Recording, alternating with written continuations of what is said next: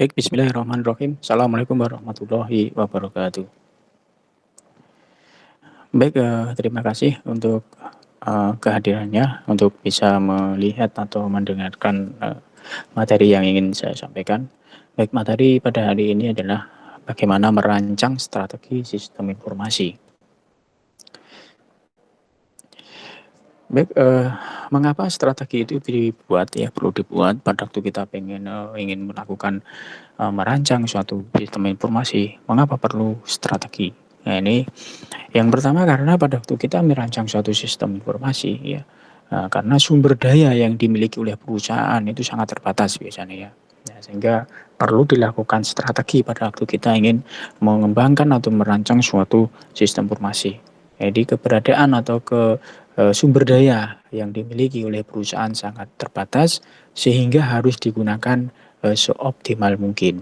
Nah, ini yang menjadi mengapa kita harus melakukan atau membuat suatu strategi ya pada waktu kita ingin membangun atau merancang suatu sistem informasi. Kemudian yang kedua untuk meningkatkan daya saing ya, untuk meningkatkan daya saing atau kinerja perusahaan. Yaitu tujuan dari suatu sistem informasi yang nanti akan kita rancang atau yang akan kita implementasikan kan nanti tujuannya apa? Untuk meningkatkan daya saing atau kinerja dari perusahaan. Maka perlu strategi. Ya, perlu strategi pada waktu kita ingin merancang atau mendesain suatu sistem informasi yang ada di dalam suatu perusahaan. Karena tujuannya tadi ya untuk meningkatkan daya saing atau kinerja perusahaan. Karena para kompetitor ya, kompetitor di perusahaan atau usaha atau organisasi yang kita miliki itu memiliki sumber daya teknologi yang sama. Maka kita harus bisa mengambil satu strategi sistem informasi yang sesuai atau yang cocok seperti apa ya untuk mengingat bahwa kompetitor dari perusahaan atau organisasi kita itu memiliki sumber daya dan teknologi yang sama. Sehingga kita perlu strategi sehingga sistem yang nanti kita buat atau yang kita implementasikan atau hasil dari rancangan sistem yang kita buat ya sesuai dengan strategi yang kita miliki, maka memiliki keunggulan, bisa berkompetisi dengan sistem yang ada di perusahaan lain atau kompetitor ya dari perusahaan kita.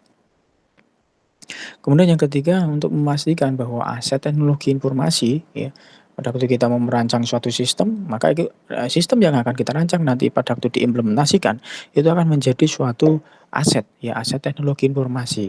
Sehingga memastikan bahwa sistem yang kita buat ini tadi atau yang kita rancang tadi maka menjadi suatu aset teknologi informasi yang dapat dimanfaatkan secara langsung maupun tidak langsung. Untuk apa? Untuk meningkatkan profitabilitas perusahaan. Jadi harus profit ya. Jangan sampai nanti kita merancang suatu sistem, mendesain suatu sistem atau membuat suatu sistem, pada waktu sistem diimplementasikan tidak memberikan manfaat, tidak berdampak terhadap perusahaan baik secara langsung maupun tidak langsung dalam apa? Dalam meningkatkan profitabilitas perusahaan ya. Maka harus perlu strategi bagaimana sistem itu dirancang nanti untuk memastikan bahwa sistem yang kita buat itu menjadi aset ya, menjadi suatu aset teknologi informasi di dalam suatu organisasi atau perusahaan yang dapat dimanfaatkan secara langsung maupun tidak langsung untuk meningkatkan profitabilitas perusahaan baik berupa apa? Meningkatkan pendapatan atau revenue ya maupun pengurangan biaya-biaya atau cost ya. Dengan adanya sistem ya, sistem informasi yang kita bangun maka bisa meningkatkan pendapatan, ya meningkatkan profitabilitas tadi berupa meningkatkan pendapatan maupun bisa mengurangi biaya-biaya dari adanya sistem, gitu ya. Baik yang keempat yaitu untuk mencegah terjadinya kelebihan investasi atau over investment ya.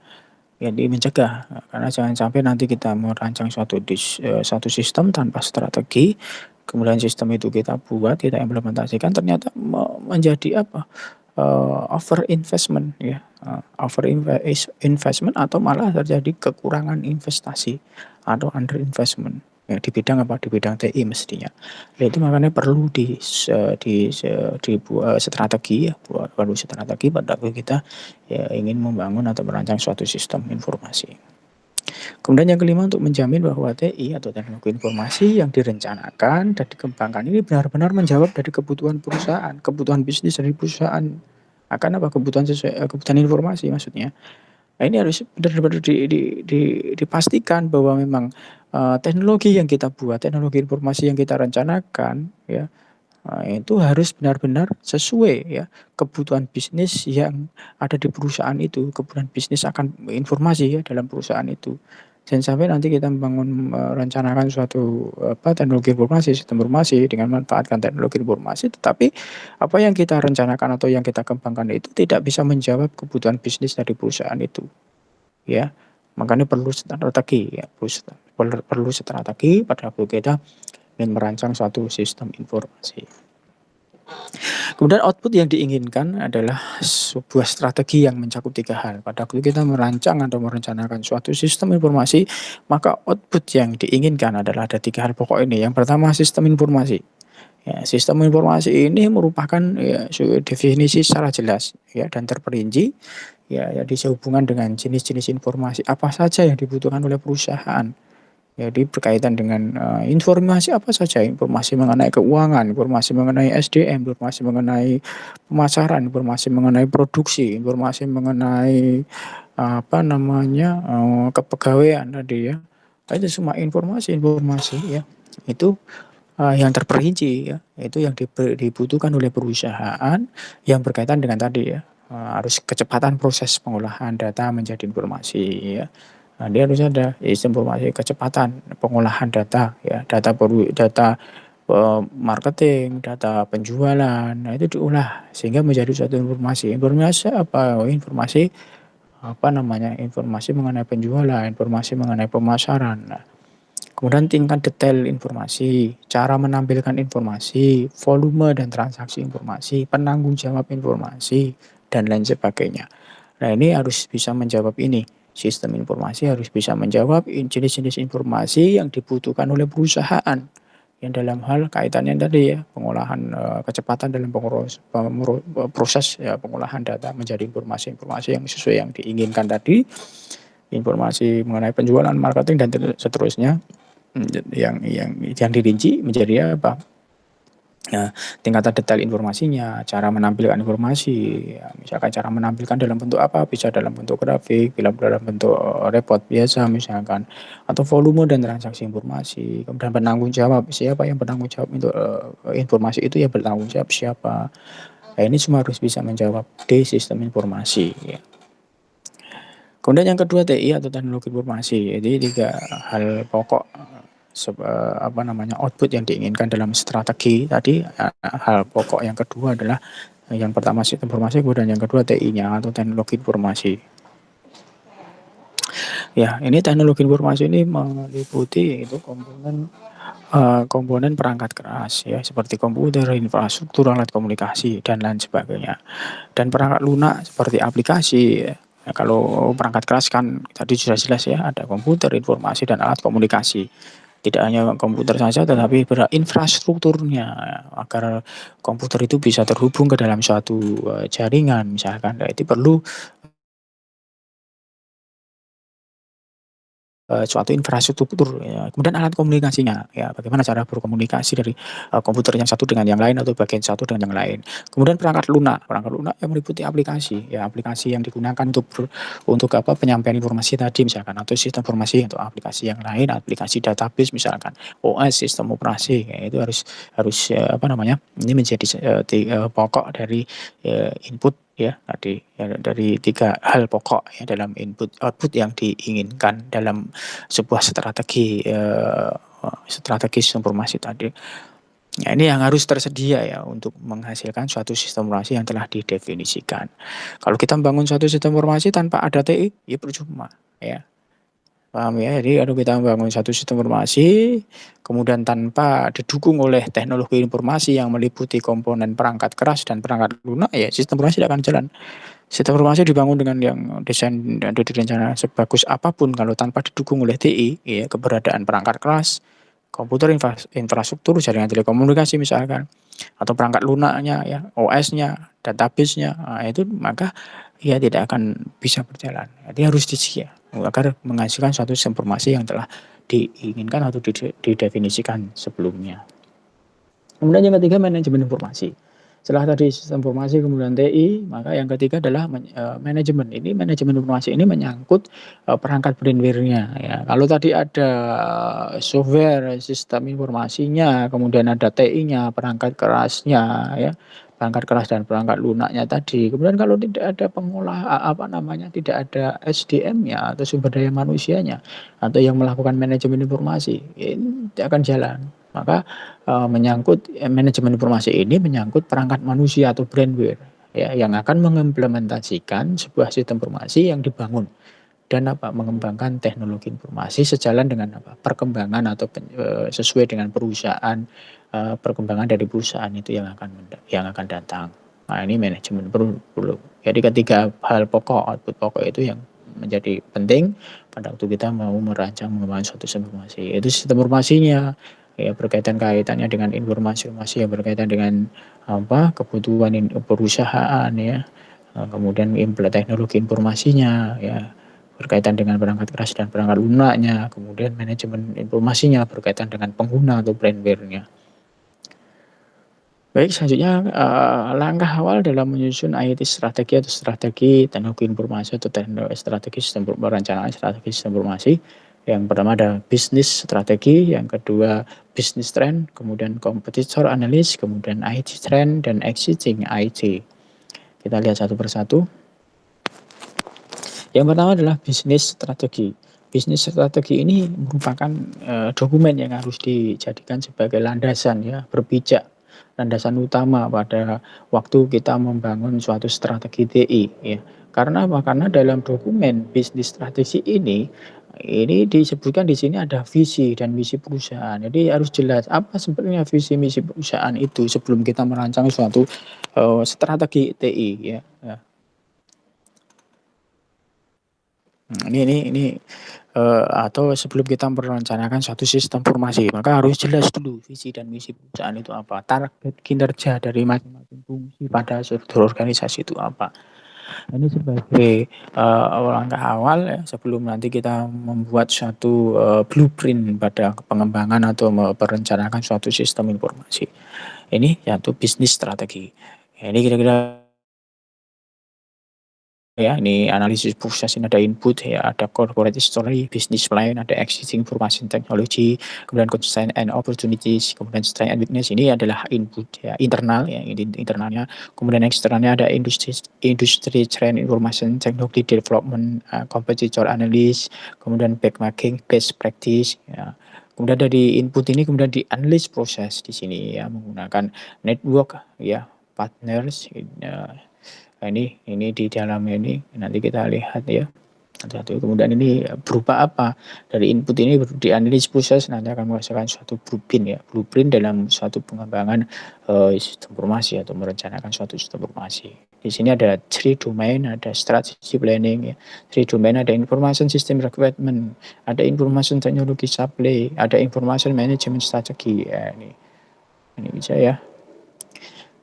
Ini yang kedua bisnis trend ya.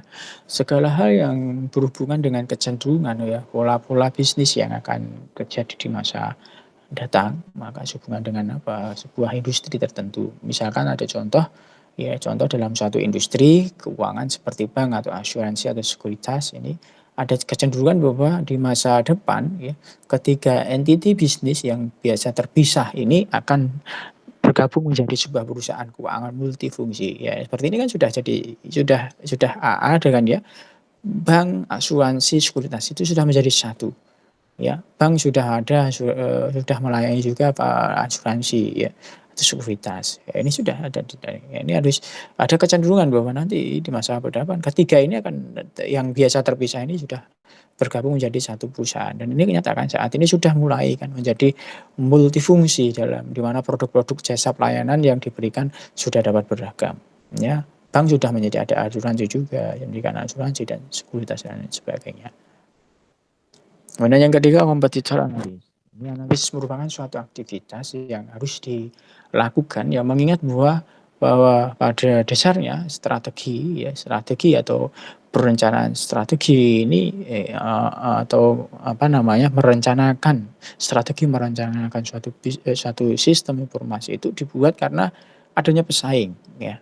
Nah, ini semua sistem pada waktu kita manajemen ya kualitas SE itu perlu dianalisis, kemudian merencanakan suatu sistem informasi perlu dilakukan strategi karena ya adanya pesaing ya untuk mencari unik ya dalam satu sistem itu ya karena dikembangkan suatu sistem pasti akan melihat dari adanya pesaing. Tujuannya dikembangkan teknologi informasi atau sistem informasi ini ya untuk meningkatkan kinerja perusahaan tadi ya, untuk meningkatkan kinerja perusahaan sehingga dapat menghasilkan produk ataupun jasa sesuai dengan cheaper, better, and faster dibandingkan dengan produk atau jasa yang dihasilkan oleh kompetitor sehingga bisa menarik ya pelanggan atau customer kepada perusahaan kita. Sehingga jelas bahwa tujuan ya diadakan analisa terhadap para pesaing bisnis adalah untuk melihat ya, seberapa murah, seberapa baik, dan seberapa cepat ya produk dan jasa yang ditawarkan perusahaan lain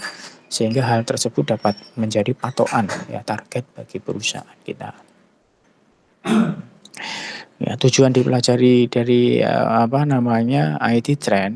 Nah, yang ketiga ya ini mohon maaf ini yang keempat ya keempat ini seharusnya IT trend ya. IT trend ini adalah agar kita tidak terjadi kesalahan dalam pemilihan teknologi ya. Ini tadi yang nomor 4 seharusnya ya ini IT trend. IT trend itu kita perlu ada IT trend ya. Maka untuk menghindari ya terjadinya kesalahan dalam pemilihan teknologi yang nanti akan diterapkan atau dikembangkan dalam perusahaan ini. Karena tidak semua produk-produk teknologi informasi tergolong baik. Ya dari sekian banyak produk yang ditawarkan, lebih banyak yang gagal bertahan di pasaran daripada yang berhasil. Nah ini makanya harus berhati-hati. Ya.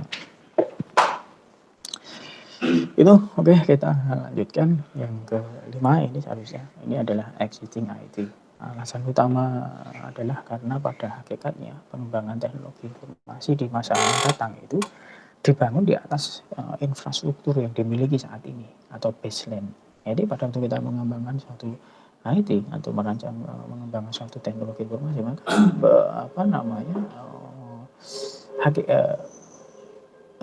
yang akan mengembangkan di masa mendatang maka batasannya atau acuannya itu adalah yang dimiliki saat ini atau baseline saat ini. Ya, saat ini seperti apa, mau dikembangkan masa mendatang mau seperti apa. Jadi bukan membuat sesuatu yang sama lagi atau sama lagi baru, paling tidak ya diputuskan untuk sama sekali tidak menggunakan infrastruktur yang ada sekarang. Ya. Tetap saja diperlukan strategi untuk phasing out. Gitu ya. Jadi harus berbeda dari apa yang sudah dilakukan saat ini. Kemudian harus dibedakan dengan yang akan datang. Mungkin kebutuhan saat ini berbeda dengan kebutuhan yang akan mendatang. Mungkin saat ini baru booming-boomingnya dengan menggunakan application mobile. Mungkin di saat mendatang kita tidak tahu lagi apa yang akan booming, apa yang akan berubah ya, infrastruktur apa yang akan nanti berubah di masa mendatang. Dan ini harus sebagai ada acuan ya di bawah baseline saat ini seperti apa. Kemudian yang mau dikembangkan masa mendatang seperti apa. Nah, ini exiting IT. Harus bisa melihat, memandang ke depan ya. Baik, selanjutnya ini ada spek-spek yang harus dipelajari dalam dan dianalisa sebagai dasar pijakan, sebagai dasar utama dari pembuatan rekomendasi strategi sistem informasi. Ada dua aspek, yaitu aspek internal dan aspek eksternal. Aspek internal ini meliputi ada struktur organisasi, ya. Struktur organisasi ini mempelajari ya fungsi-fungsi apa saja yang ada dalam organisasi dan bagaimana hubungan keterkaitan antara fungsi-fungsi tersebut. Ya, dia ada fungsi manajemen, ada fungsi planning, ada fungsi leading, ada fungsi monitoring ya, dan seterusnya. Ini fungsi-fungsi itu bagaimana keterkaitan antara fungsi-fungsi tersebut. Ini adalah struktur organisasi. Kemudian proses dan prosedur ini mempelajari bagaimana proses dan prosedur penciptaan produk atau jasa yang ditawarkan perusahaan secara mendetail. Ini bagaimana proses dan prosedur atau SOP-nya, ya, SOP dari standar operasional prosedur dalam menciptakan produk atau jasa. Ini harus jelas. Dan SDM dan budaya. Ini Ada SDM dan budaya perusahaan. Ini mempelajari karakteristik manusia, karena SDM sumber daya manusia dan budaya perusahaan. Ini mempelajari karakteristik manusia sebagai implementator ya sistem yang nanti diterapkan dalam perusahaan. Maka harus diperhatikan SDM dan budaya perusahaan, terutama hal-hal yang melatar belakangi terbentuknya budaya perusahaan.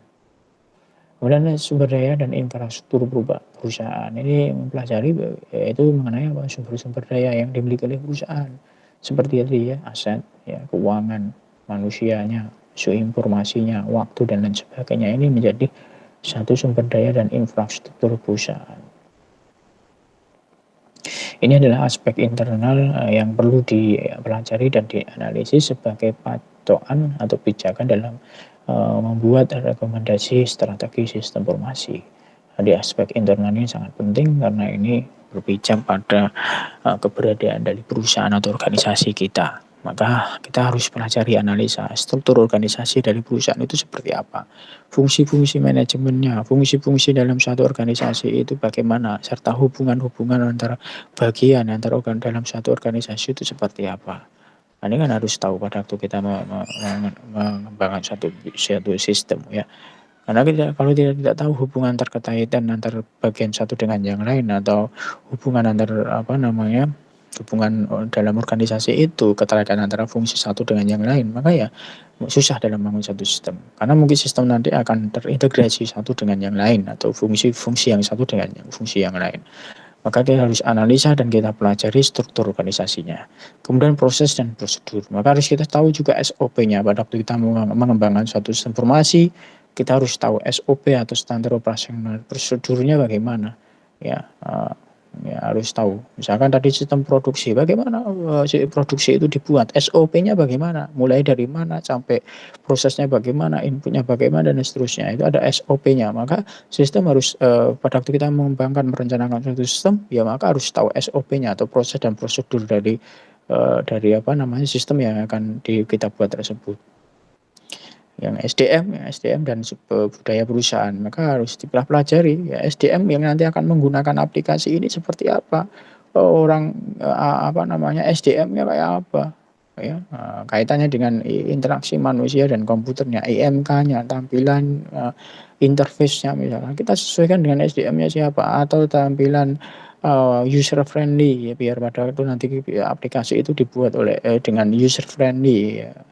Orang yang awam komputer pun harus bisa menjalankan itu. Nah, ini kan SDM dan budaya perusahaan itu harus kita pelajari ya, karena nanti SDM itu yang akan mengimplementasikan, sebagai orang yang akan mengimplementasikan dari sistem yang akan dibuat tersebut.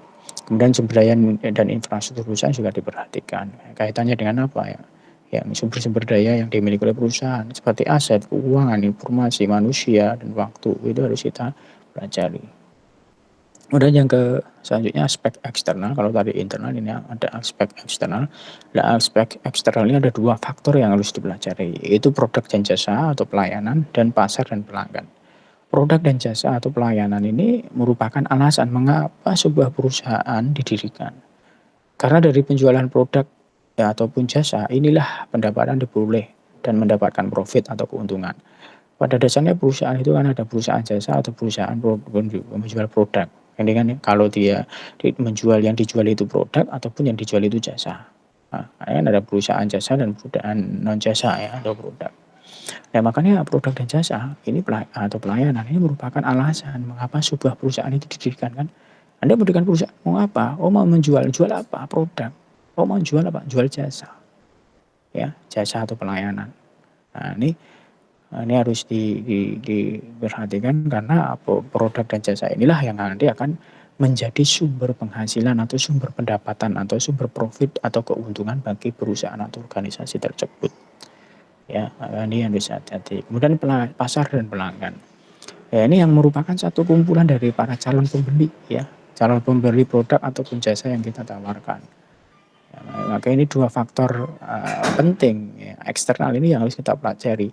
Produk dan jasa tadi kita pelajari, apakah produk yang akan kita pasar, produk atau jasa yang kita buat nanti apakah memang dibutuhkan oleh masyarakat. Nah, itu kita lihat, memang ada di pasar gitu, atau memang dibutuhkan oleh pasar atau pelanggan. Nanti kita analisis, kita pelajari ya, antara produk dengan pasar atau produk dan jasa dan pasar dan pelanggan gitu harus dipelajari. Produk yang kita buat nanti siapa tuh target pelanggannya, target pasarnya di mana, jasa yang akan kita jual itu siapa target pasarnya, siapa target pelanggannya. Ini harus kita pelajari. Di sistem informasi juga harus tahu ini ya, di produk dan jasa dan pasar dan pelanggan ini target nanti dalam pengembangan sistem itu seperti apa.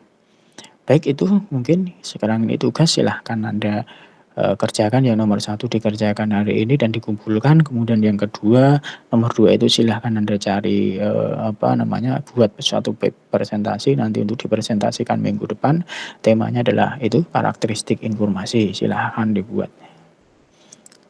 Itu ya, baik, mungkin itu yang bisa saya sampaikan, kurang lebihnya saya mohon maaf.